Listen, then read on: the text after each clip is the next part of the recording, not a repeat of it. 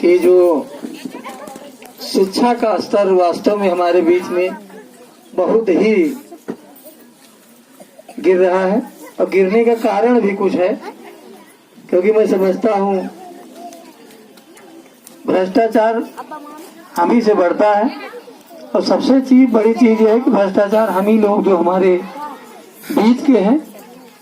तो शिक्षा में जो गुणवत्ता थी, पहले एक विद्यालय में 4-5 अध्यापक होते थे, आज एक शिक्षा मित्र है, एक अध्यापक है।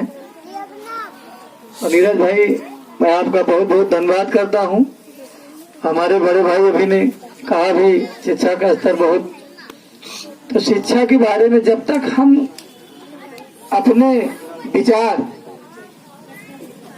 हम लोग कुछ तो भटके हुए हैं, क्योंकि कुछ परिवार हमारे हैं कि खेती में है या कमाने खाने के चक्कर में कहीं बाहर हैं, तो बच्चों को हम केयर भी उतना नहीं कर पा रहे हैं। और बच्चों के साथ साथ सबसे बड़ी दिक्कत हमारे बीच में है कि अगर एक परिवार का हमारे जो विद्यालय खुल भी रहे हैं तो इतनी महंगी फीस है कि हमारा गरीब परिवार उसमें जा ही नहीं पाता है।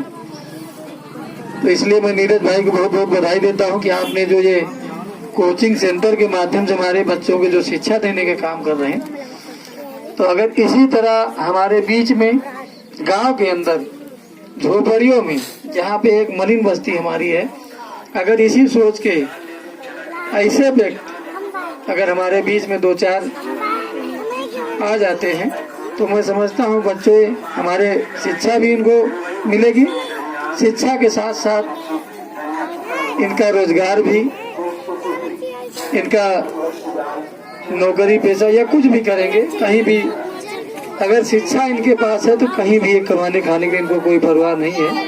लेकिन जब हमारे पास शिक्षा नहीं तो हम अपनी ही चीज अपने लिए नहीं पा पाते हैं। क्योंकि अगर शिक्षा है तो हम जो अधिकार मेरा है, क्योंकि बाबा साहब ने भी इस अधिकार के लिए लड़ाई लड़ी और एक समानता सबको, चाहे किसी भी समाज का हो, चाहे किसी भी धर्म का हो, तो उन्होंने एक समानता लाई थी कि हमारे जो सबसे पीछे बैठे हुए व्यक्ति हम उन तक कैसे पहुंचे।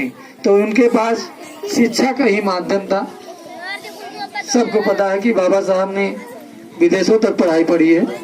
एक समय था उनको इस कॉलेज में बैठने नहीं दिया जाता था, और एक वही समय आया जिस समय उनकी शिक्षा पूरी हुई, और शिक्षा के माध्यम आज संविधान बनाने का काम डॉक्टर भीमराव साहब अम्बेडकर जी ने किया था। तो मैं भी यही सोचता हूँ कि अगर किसी भी चीज़ के लिए, अगर हमारे बच्चों के लिए या परिवार में किसी चीज़ की कमियां हैं, मैं अपने बारे में तो कुछ नहीं कहूँ क्योंकि हमारे बच्चे सब हमारे बारे में जानते भी हैं, पूरा नमसम क्षेत्र साझा अधिकतर जानते हैं सब लोग। तो मैं सबसे ज़्यादा 2 ही चीज़ों पे ध्यान देता हूँ। अगर किसी भी बच्चे की फीस किसी वजह किसी कारण से नहीं जमा, अगर मुझ तक पहुँचता है तो मैं कोशिश जरूर करता हूँ कि उसकी फीस जरूर जमा हो। क्योंकि अगर उसकी फीस नहीं जमा हो पा रही है, माँ बाप मान लीजिए कमजोर है या कोई बात है, तो हमारे उस बच्चे का भविष्य वो अंधेर रहेगा। उसके सामने यही होगा कि हमारे पास अगर आज कुछ होता तो माँ बाप को भी दर्द होगा, हमारे उस बच्चे को भी दर्द होगा। तो इसलिए हम नीरज भाई आपसे कहना भी चाहते हैं, अगर कोई चीज़ की आपको दिक्कत भी आए तो उसके लिए भी, बच्चों के लिए मुझे जो सहयोग हो वो आप मुझसे बताइएगा।